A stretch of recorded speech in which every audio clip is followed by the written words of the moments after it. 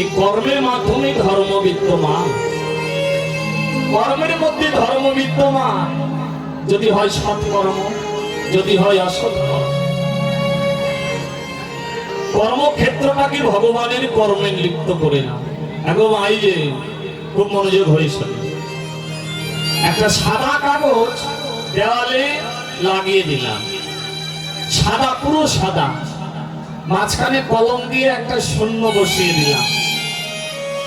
শূন্যর কি কোনো মূল্য আছে বাবা? কি আছে? কি শূন্যর কোনো মূল্য নেই। এই সংসারটা হচ্ছে শূন্য, সংসারটা হচ্ছে শূন্য। তাহলে মনে মনে শূন্যের বাম ধারে একটা এক বসিয়ে দিলাম, তাহলে কি হলো? কি হলো? শূন্যের মানটা বেড়ে গেল, 10 হয়ে গেল। আরো শূন্য বসাও, আর একটা শূন্য বসালে কি হবে? 100 হয়ে গেল। আরো শূন্য বসাতে যাও, 1000 লক্ষ নিযুত কোটি হয়ে যাবে। যত বাড়াবে তত বাড়বে।